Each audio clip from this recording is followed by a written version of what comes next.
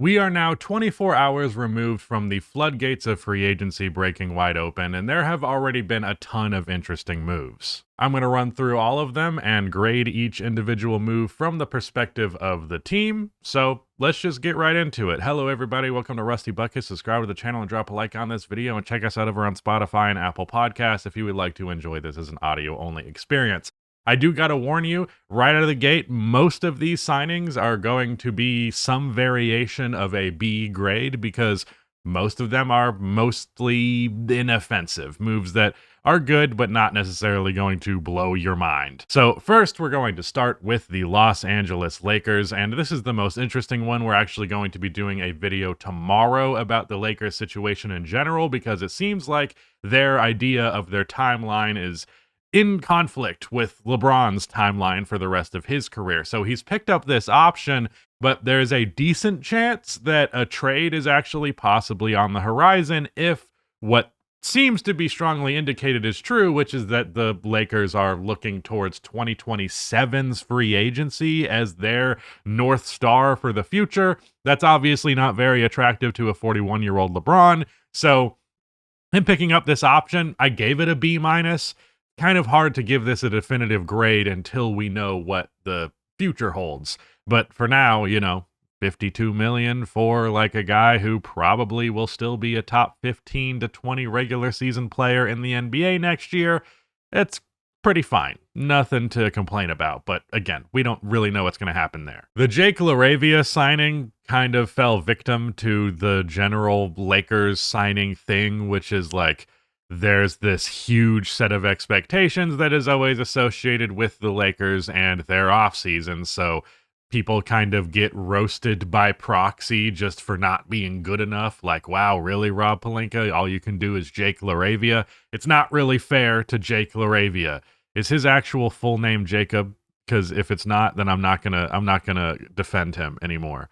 Because Jake is a terrible name. However, Jacob is an okay name. It looks like his legal name is Jake, so fuck this guy. Never mind. It is? Okay. Shout out, Jacob. Literally, the best Jacob who has ever played in the NBA. There are no good Jacobs in the NBA. They got him for 2 years, $12 million. He's a good three-point shooter. According to Rudy, he's a good connective piece, tall. You know, he's 6'8" while being a 40+% three-point shooter. Decent playmaker, 2.4 assists per game and 20 minutes of action as a power forward is really, really good. So I actually think this will be a good signing. Seems like the exact type of player that JJ Redick would enjoy coaching, aka a self-insert white boy who shoots the ball that he can pretend is him, like Dalton Connect. They did lose Dorian Finney-Smith, however, which was a move that was perplexing to me because the Rockets only paid him like $11.5 million per year, and I don't see why the Lakers not only couldn't but wouldn't want to match that. I personally would have made bringing back Dorian Finney-Smith my top priority, but I guess the Lakers felt differently. Moving on to the other LA-based team, the Clippers, they re-signed James Harden to a 2-year, $81.5 million extension. I'm going to give that a B+. I also gave the Jake LaRavia deal a B+ as well. I think that's good value. In the case of James Harden, 40-ish for James Harden at the current production that he's been doing. If he can maintain that for the next 2 years, I think that's well worth it. And I think this is a nice win-win scenario where James Harden can be satisfied with the extra money because I believe he had a 30-something-ish million dollar player option that he declined for this extension.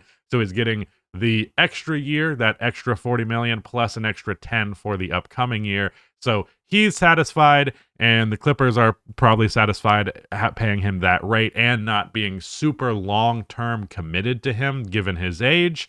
They also brought back Nick Batum to a 2-year, $11.5 million extension. $5.5, $6 million a year for Nick Batum is a very reasonable price for a 3-and-D forward who can play 20+ minutes a game. And they also, the only addition to this point for them has been Brook Lopez, who signed a 2-year, $18 million deal. And all three of those deals for the Clippers, I'm going to give a B+. Good signings, nothing crazy, not any crazy value, but I like bringing those guys back. And I like the idea of the center rotation with this team between Zubac and Brook Lopez, because Brook Lopez and the underwhelming things about his game in the year of 2025, they're a lot less important when A, he's not making $20+ million, and B, he's playing, 15, 20 minutes per game. That's ideal for Brook Lopez. You have the option to have more of a stretch big out there. He can still be a big-ass guy right in front of the rim. It's just his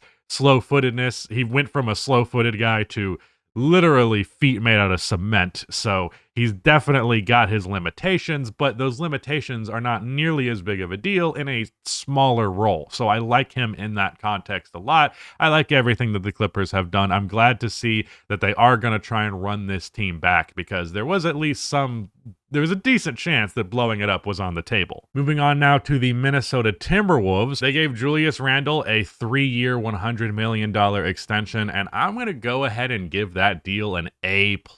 They are getting Julius Randle for basically the same amount of money he was already making after having the best playoff run of his entire career quite easily. And I think it's more than enough evidence that he's not going to be the playoff dropper he has been in the past. If you take a look at his stats from this previous postseason, 21.7 points per game, 50% from the field, 38.5% on 5 threes per game, 88% from the free throw line as well. Damn near 50-40-90 for 22.6 rebounds, 5 assists per game out of Julius Randle. That is great.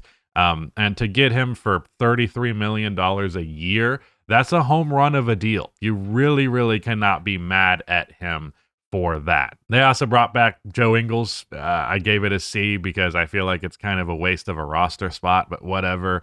Naz Reid got a 4+1 with the 5th year being a player option for $125 million, so basically $25 million a season, and that's basically in line with what the rate has been with Jakob Poeltl and Miles Turner, who we're going to get to. They could not afford to bring back Nickeil Alexander-Walker while also bringing back Randle and Naz Reid. This is something we kind of knew was going to happen, so no shocks there. But the Naz Reid deal, 25 for the guy that he is, I would say that is an A+ as well. I really think these are 2 home run contracts for the Timberwolves, so I think that is exactly as much as you would feel good paying them before you're like, I really hope he lives up to that contract. I am very confident Naz Reid will live up to $25 million per year. Moving on to the Houston Rockets, an extension I was a little surprised to see was Jabari Smith Jr. getting a 5-year, $122 million extension. And the only reason I was surprised by that is literally the fact that he was coming off of the bench in the playoffs much of last year's regular season. And that's a decent chunk of change for a guy who you were playing 20-ish minutes per game in the playoffs. However, I think they are buying into his long-term upside as a defensive player, and his jump shot looks good. I think it could be even better and utilized more than it has been. So if his offensive game comes around even a little bit more than it already has, and he's still already at a solid baseline while being the great and versatile defensive player that he is, I think there is a real chance that this ends up being a high-value contract. Like, let's say 2 years from now, Jabari Smith is well known as one of the most versatile defenders in the entire NBA while being a plus offensive player, and you're paying him $20-something million per season. That is great. So it is a lot for a guy who's relatively unproven. Like, I don't know that Jabari has actually provided $20 million a year value for like a prolonged stretch of time. However, I personally am a very big believer in him, so I'm going to give this a B+, but I think there's a decent chance this ends up being an A+ deal where it's like, wow, looked like a lot of money at the time. 2-3 years later down the road, when superstars are making $80 million a year, it actually doesn't look too bad. Where they definitely got an A+ is in this Dorian Finney-Smith signing, because they got him for 4 years, $53 million. Again, confusing to me that the Lakers were not able to match this contract or not wanting to.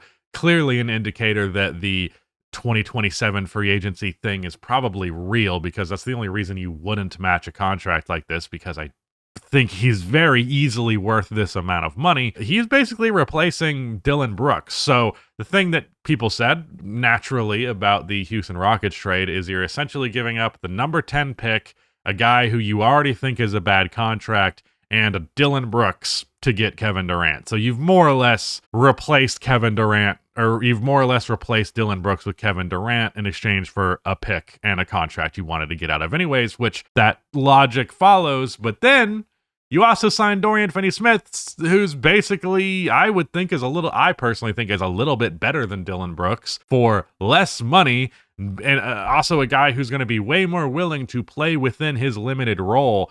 So they're not even taking the L of losing Dillon Brooks anymore because of this signing. So I'm going to give them an A+ on the Dorian Finney-Smith signing. Then we have Clint Capella getting a 3-year, $21 million deal.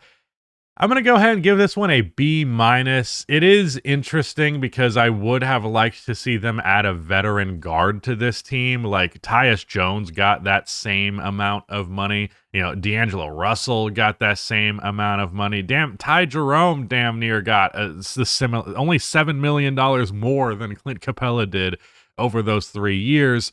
So I do think I would have rather seen them spend that money elsewhere because they brought back Steven Adams, and I don't think there's much reason to believe he's going to drop off this 1 year.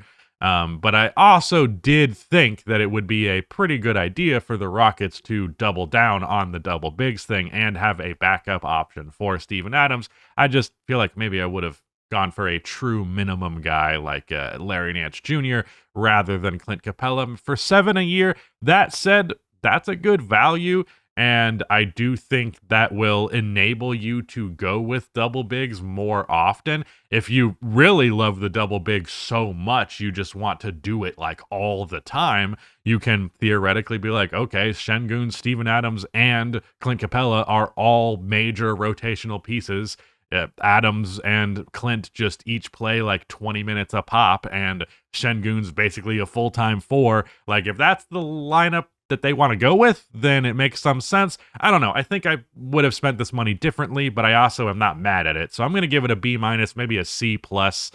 Yeah, that one I'm kind of iffy on. But the other stuff that the Houston Rockets did, very good. And I actually recorded a video about Kevin Durant and the Houston Rockets and how much I'm starting to like that team more and more and more as I think about it. That has only been aided further by their free agency. Now, I mentioned D'Lo. Let's quickly talk about him going to the Dallas Mavericks. He signs for 2 years, $13 million, with that second year being a player option. I gotta say, I think that's an A. And believe me, I am not one to say positive things about D'Angelo Russell, and I'm sure as shit not one to say positive things about the Dallas Mavericks. But for $6 million, when you desperately need a guard who can create some offense, that's a great deal. It's a home run for what you were looking for. In the market you were in, I think you nailed it. And I have to look at it there, not just look at it strictly in a vacuum. So yes, D'Angelo Russell for $13 million over 2 years. You know, he's still somebody who's capable of giving you 16 points and decent efficiency in the regular season. Someone who can give you 6 assists per game. Literally just last year, he averaged 18 points and 6 assists per game on the Lakers. So it's doable. It is doable. It's a position of desperation given Kyrie Irving's injury. So in that circumstance, it's just the right move. The Denver Nuggets signed Bruce Brown to a 1-year minimum contract. I am going to give this a resounding A++++.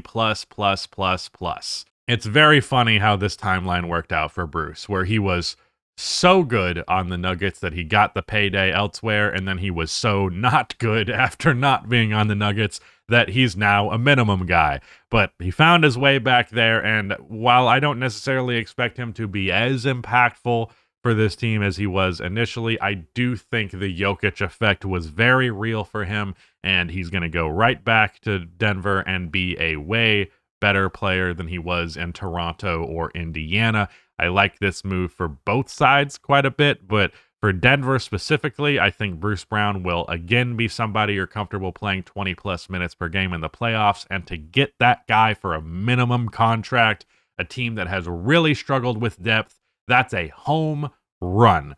I also, if you want to know what I think about the Michael Porter Jr. Cam Johnson trade, I did a reaction to that over on Little Rusty Buckets, but the quick and short of it, that was also a home run of a move. So excellent stuff from the Denver Nuggets. They also managed to trade Dario Saric for Jonas Valanciunas.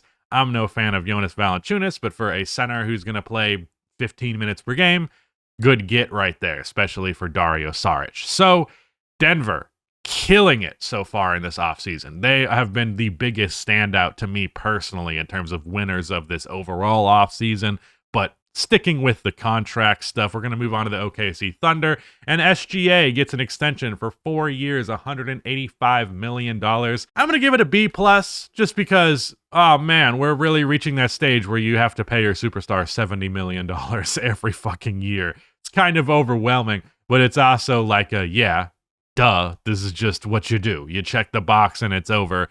Can't really give you much praise or criticism on either end of that spectrum. So yeah, it's a good move. AJ Mitchell, after his rookie year, he was a early second round pick, so he is actually on a 1+1 deal. Nixed that team option and instead extended him for 3 years, $9 million. And I'm going to go ahead and give that an A+, because he was good in the regular season. Was I annoyed that he played real minutes in the playoffs in pivotal moments? Yeah, I thought that was Mark Dagnall just trying to do too much. But that does not mean that a point guard that you drafted in the second round, who's pretty fucking good, who can play 20 minutes in the regular season for $3 million a year, that's a great, great, great move. That is super high value relative to what you're expecting out of that player. And yeah, great move for the Thunder. And the big man, Jalen Williams, not the better Jalen Williams, signs a 3-year, $24 million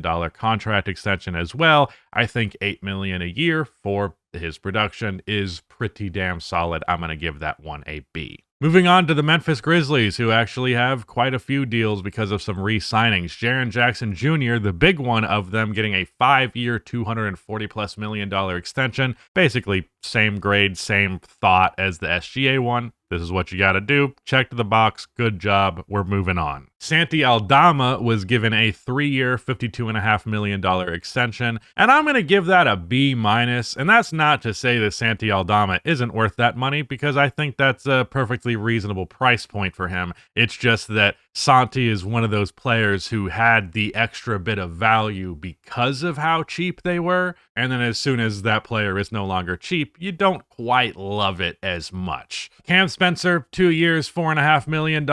I thought he was his brother. Apparently, no, this is a different Spencer, white boy, who apparently can actually shoot the 3-ball, as his bloodline would indicate, because that's what us white boys do. Ty Jerome. This is my other, I have 3 total A+++.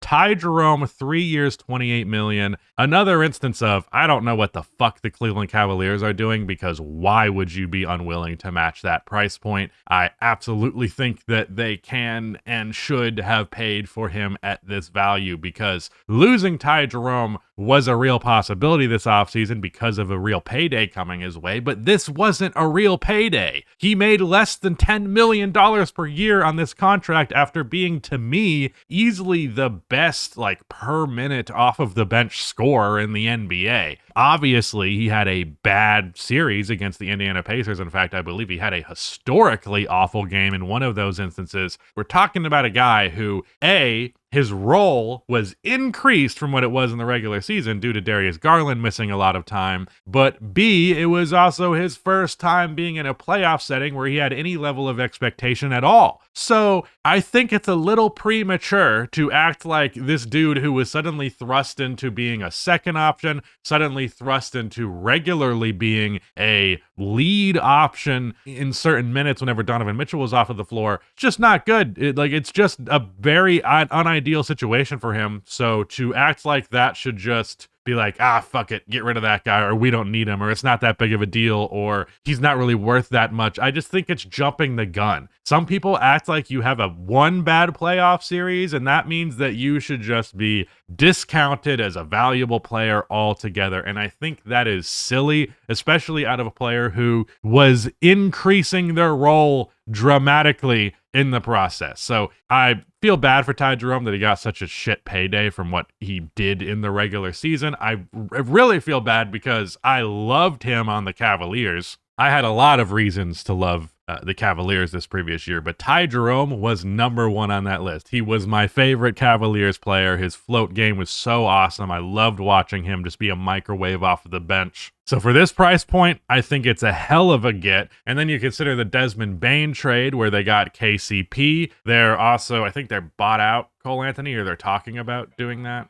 Yeah. So basically, I think what they've done here is they've taken that Desmond Bane role and kind of just split him into two different players. You get a lot of offense out of Ty Jerome. You get a lot of defense out of KCP. Both of them can shoot the ball well. I also like the idea of like Ty Jerome will probably still be a bench piece, but like I hope he plays a lot of minutes next to Ja, because I really do think that they would play well off of each other. So Memphis, I think they're having a very good offseason. They brought back the guys they were supposed to, and Ty Jerome is, I think he's going to be one of the best value contracts in the NBA. Like, I'm not letting that playoff series versus the Pacers wholly take me away from believing in him as a player. It's not done that. So yeah, the New Orleans Pelicans, they signed Kevon Looney to a 2-year, $16 million deal. I'm giving that a C for what the fuck ever. C for center. Yeah, technically Looney's a center, but like, I don't know. It's kind of hard to like a center going to the Pelicans, and I'm a little unsure of what the Pelicans are doing, just because like Looney is not going to be a good fit next to Zion. I'm not going to like how that looks. It's going to be ugly. It's going to be bad offense. And yeah, Troy Weaver is now running the show down there, at least in part, and that man loves himself a center. He loves centers so much. So none of this is surprising, and I think Looney is worth $8 million a year, but I just can't be bothered to give a shit or think it matters much. Another mid-ass center signing, the San Antonio Spurs bring Luke Kornet in for 4 years, $41 million. I think Luke Kornet's a fine backup. I don't think he has done anything to earn this amount of capital, this guaranteed for such a long period of time. I think that is a very questionable choice by the Spurs. I would rather them spend that money elsewhere. The Sacramento Kings signed Dennis Schroeder to a 3-year, $45 million deal, and I don't know if I can think of a dude who has had more value fluctuation in their careers than Dennis Schroeder, because he went from, in his Hawks tenure, he was like a young prospect, the guy that was to replace Jeff Teague. He did that, and that was kind of mid for a while. Then he got traded for Carmelo Anthony to the OKC Thunder, and what was like this guy was basically your best player, and you got Carmelo Anthony, who you immediately waived, and like a second-round pick for him. Just weird, but you know, getting fleeced by Sam Presti is nothing new. Then Dennis Schroeder's a fucking sixth man of the year, should have been the sixth man of the year that season, and I believe gets traded to the Lakers. I'm pretty sure Lakers trade after that. That goes terribly. So like he's there. It goes well at first, and there's a contract extension on the table for a shitload of money, and then he passes it up, and then he's terrible in the playoffs. And then where does he go after that? I know there's a couple few teams in that.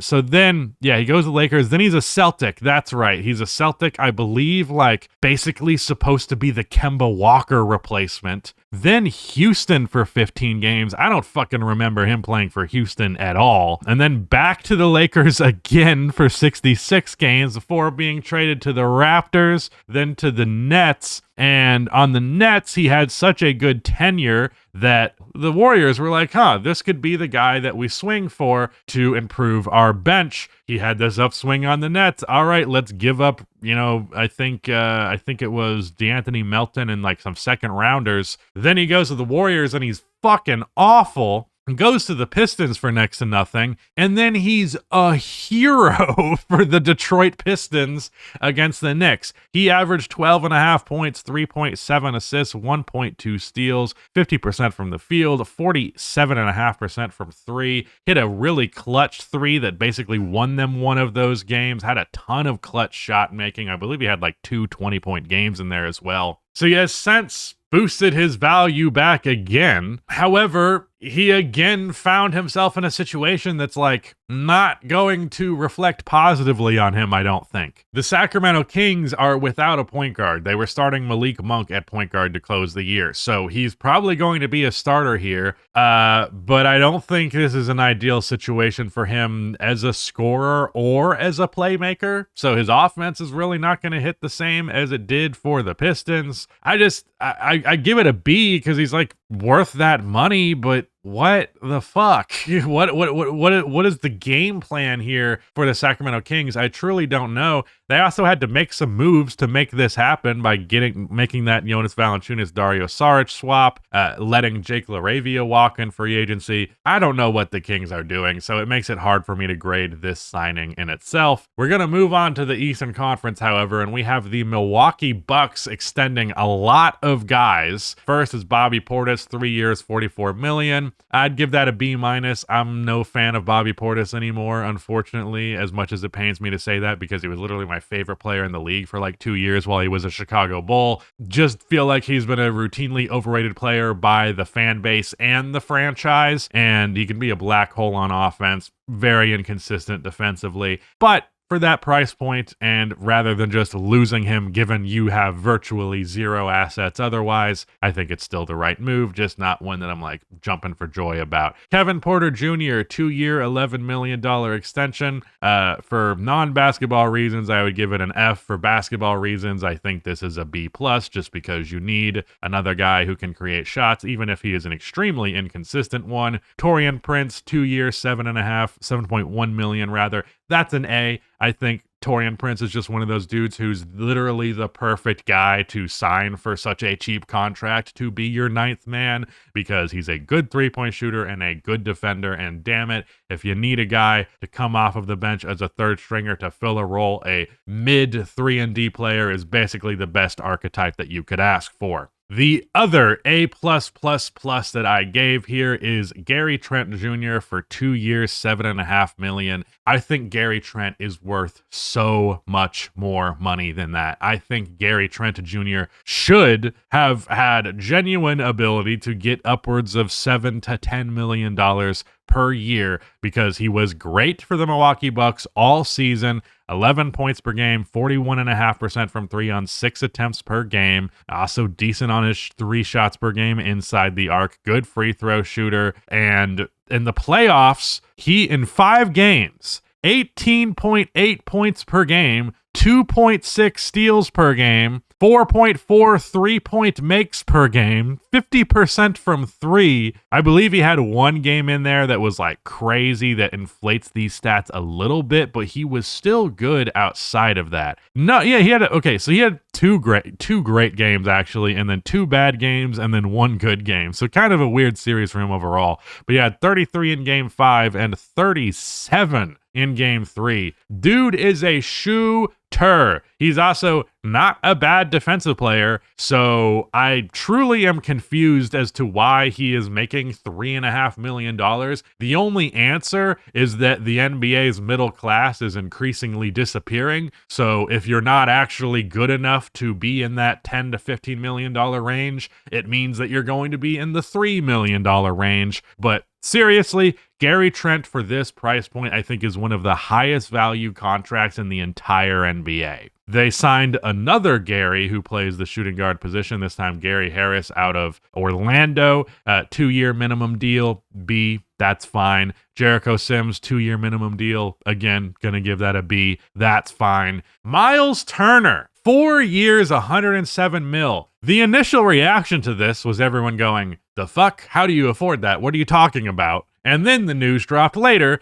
that they waived and extended Damian Lillard. They also traded Pat Connaughton, not that that was any real loss, and they let Brook Lopez walk in free agency. All of this facilitated so that they could get Miles Turner, who is not even a top 50 player in the NBA. So that is a lot to give up for him. However, in the context of the desperation of the Milwaukee Bucks, it does make some sense. Me personally, if I'm the Bucks, though, I would be proactively trying to trade Giannis, because I truly think it is what is the best thing for both parties involved. But they decided they want to keep clinging on with Ultra Desperation until the very end. So if your goal was to make a desperation move to technically improve the roster, but really fuck yourself in the long term, well, guess what? The Milwaukee Bucks did just that. So I don't really have a grade for this one, not a definitive one anyways. That price point for Miles Turner is fine. I think that's reasonable, and I like the idea in a vacuum of him being essentially the Brook Lopez replacement. Same idea of like rim protecting 5 that shoots threes next to Giannis, but you need a lot more than that to win a championship, and they're pretty much stuck in the exact same place that they already were, so not a good thing for the Bucks here. I will say the thing that is interesting about this roster overall is like after Giannis, after Miles Turner, and really that's it. I feel like this roster is full of guys who should be like 7th through 9th men, like guys who you are comfortable playing 15-ish minutes in the playoffs, but not guys that you're like, well, we should be playing a bunch of these guys 20 to 30 minutes. They have depth in the sense of they have a lot of bodies that are players who are gonna be serviceable, but they're towards the top end talent. It goes Giannis, then it goes Miles Turner, and then we're debating between Gary Trent Jr., Bobby Portis, and Kyle Kuzma. Yuck. That is fucking awful. So yeah, don't like that. The Bucks, weird position. We did a video about them in general if you want to hear more about it, so go check that out. But we're going to move on to the Brooklyn Nets, who brought back Zaire Williams and Day'Ron Sharpe, both to 2-year, $12 million extensions. I'm going to give both of those deals B pluses. Worthy extensions, worthy price points. That's whatever. Easily the saddest team here for me is the Detroit Pistons. We're going to be talking about the Malik Beasley gambling scandal on a different video later this week, so look forward to, or look forward to that seems wrong. It's not a happy subject, but that's going to be coming out. So they really are in an awkward position because just because he's accused of potentially point shaving or doing whatever to affect the results of games for bets, they also don't have like a definitive ruling on that. However, you also don't want to sign that guy to all that money just for that to happen. So tough position for the Pistons where they go, okay, I guess we have to replace Malik Beasley. And their solution to that is Caris LeVert. And I hate this for a lot of reasons. And this is not an anti-Caris LeVert thing, because I think the role that Caris LeVert has, one that on certain teams makes a lot of sense. I think he fits in a lot of contexts. I just don't think this is one of them, because the big key to Detroit's success this previous season was their three-point shooting. And they have replaced their best three-point shooter by a mile with a dude who isn't a three-point shooter. That's just not really the thing that he does. That's not to say that he's terrible at it. That's not true. In the 2020s, since the 2020 to now, he shoots 34.9% from 3 on 4.7 attempts per game, which is, I believe, a little bit below league average percentage, and that volume for a guard taking 12 shots per game is not, that's not that high. It's pretty within reason. That's about what you can expect out of a traditional shot creating guard. So this is a guy who just isn't a great three-point shooter, and you're going to take a significant hit in that department, and that is the reason that your offense got so much better. So you've replaced a shooter with a non-shooter. If you were going to replace Malik Beasley, it really needed to be for another guy who could shoot the lights out of the ball, and Caris LeVert is not that. Now, if you want to look at him more as a Dennis Schroeder replacement, as a ball handler, that I can understand a little bit more. However, there isn't really a sharpshooter available in the free agency class that has not already been scooped up. So it's looking like Caris LeVert is both a Dennis Schroeder and a Malik Beasley replacement. And I'm sorry, it's just not good enough. I'm giving that deal a D. And Paul Reed, 2-year, $11 million. Looking at the price point of a lot of other bigs that I've seen at this point, I give that a C-. Paul Reed's cool. Paul Reed's a fine third string center. He's often in situations where he needs to be the backup because Duran and Beef Stew, they tend to get injured, and that means he has to step up. I would rather just have a little bit better of a 5 for that. Like, I would say literally every other center who's gotten a contract that I have mentioned is a better center than Paul Reed. I would like Kevon Looney. Less money. Actually, that's actually slightly more money. What's the one I'm looking at? Clint Capella. It's just slightly less money again per year. Like there were just better options, I think. So yeah, the Pistons, I think they struck out, and that sucks because the East is wide open, and I really would have liked to see them improve the roster, not get worse. I thought at the very least they would improve on the margins, but I think they have lost on the margins on top of not improving tangibly in any other way. So yeah, the Pistons are probably the biggest losers of this offseason to this point, at least in terms of actual player movement stuff. Chicago Bulls, Trey Jones, 3 years, $24 million. I give that a B+. He's a good point guard. He's worth that amount of money. The Okoro and Lonzo Ball trade, I discussed that in a small little trades video over on Little Rusty Buckets if you want to see my thoughts on that. The New York Knicks, Gershon Yabusele, 2 years, $12 million. I'm going to give that an A+. I thought about giving them an A++, but I think A+ is fine. That is a guy, I'll tell you what, dude. It's very funny when you consider that the Knicks fired Tom Thibodeau, just how much Yabusele is a Tom Thibodeau-ass player. Tom Thibodeau would have loved Yabusele, and he was great this last year with the Philadelphia 76ers. I think he'll be a great pick for the Knicks. They also got Jordan Clarkson, who is a player who I do not think highly of. However, they got him for a minimum contract and a 1-year deal, and he is objectively a guy who can score buckets. He also had his best 3-point shooting season out of literally any season that he has played with the Utah Jazz. However, he's also one of those guys who loves to launch 3-pointers despite the fact that he's not great at them. I think in a more limited role, I think him being asked just to not be a creator almost ever should hopefully make him the more impactful player. I certainly think he can be better than Cameron Payne, so I'm still going to give that a B+. I will say, though, don't just look at the dude's points per game and be like, holy shit, how do we get this guy for a minimum? You got him for a minimum, and he was waived by the Utah Jazz for a reason. For the Atlanta Hawks, Nickeil Alexander-Walker signs a 4-year, $62 million deal. I'm going to give that an A-. It's basically kind of a similar principle to the idea of DeJounte Murray of like, just get this lockdown defender guard to put next to Trae Young. However, he's not going to be a high volume ball handler, and he's also a good regular season 3-point shooter. Once again, his 3 ball was disappointing in the postseason, as I predicted it would be, and a bunch of Timberwolves fans were crying about it, even though, again, he still shot poorly in the playoffs. In the regular season, at least, this should be a good move for them. They also bring in Luke Kennard for a 1-year, $11 million deal. I'm going to give that a C because, frankly, I do not think that Luke Kennard is very good, but it's also a 1-year deal, so it doesn't really matter. But also, you could have spent that money elsewhere, and I think that would have been better, but it's fine. Whatever.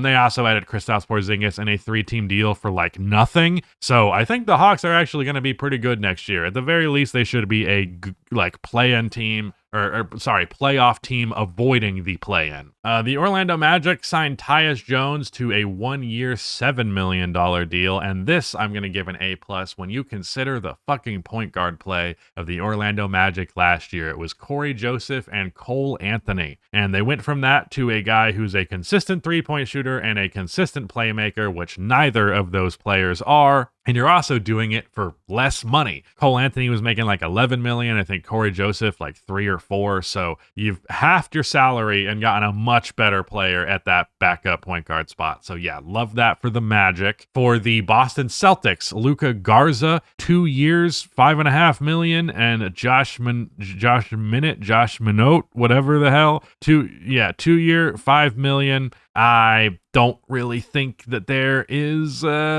I don't know. They're fine. I don't know much about those guys. They're young guys that they're hoping can show something in the regular season, and I think it's fine to make a swing like that. If you want to hear what I thought of the Anthony Simons trade, which was the major move the Celtics made this offseason, you can go check that video out on Little Rusty Buckets. The Charlotte Hornets signed Mason Plumlee, 1 year, $3.6 million. I'm going to give that a B. That's fine. The Toronto Raptors sign, I don't actually know how to pronounce this guy's name. Watch me attempt it. Sandro, that's easy. Mamukelashvili. Yeah, that's a hard ass name. I love that. 2 years, $5.5 million. Dude can shoot the ball. He had that 7 for 7 shooting game this year, so good on him there. I don't mind that upside swing. Makes sense that the Toronto Raptors would go for a tall guy who can shoot the ball. And they extend Jakob Poeltl to a 4-year, $104 million extension. I like Jakob, especially given the, again, as I mentioned earlier with LaRavia, the lack of good Jacobs in the NBA. Jakob is as close as we have gotten. Just as a, the Jacob coalition. I do kind of feel like if I was a Raptors fan, I'd be like, I don't know, I kind of want to aim a little bit higher, like committing to just having a good starting center for so long. There's benefits to that, but I also just feel like the Raptors are acting as though this roster is like set and ready to go, and I feel like that's so far from the truth, but it's also the Eastern Conference, so maybe I'm wrong. Just for some quick loose speculation at the end of the video, Russ doesn't seem like he's going to go back to Denver. Seems like there's a lot of rumors of him going elsewhere, particularly the Sacramento Kings. I don't really care that much. I think it would be nice if he went back to Denver. I think he should go back to Denver. Al Horford is more than likely going to go to the Golden State Warriors, and that, I think, could be really, really, really good because they need that stretch 5, and I still think he can be a damn serviceable 25-plus minute per game center in the modern NBA. Chris Paul, don't really know where he's going. Probably going to be an older team that is more put together, if I had to guess. There's a handful of older guys who are also still available, and there's a lot of restricted free agents that are in kind of an awkward spot because every NBA team is broke, primarily Jonathan Kuminga as well as Quentin Grimes. The Bulls and Nets have been rumored for Kuminga, and they're not even going to be able to give him some crazy payday. It's kind of wild how much his value has tanked over this last year. They really should have traded him when they did the Jimmy Butler deal because that just was never going to work out. But yeah, free agency is more than not over. There's still a couple of important players left, but the big signings have happened. Now we're just open to trade season, and it's been quiet so far, but I still think there's plenty to drop, so we shall see. But yeah, that is it. Thank you so much for watching. Shout out to Rudy for editing this long-ass video, and goodbye.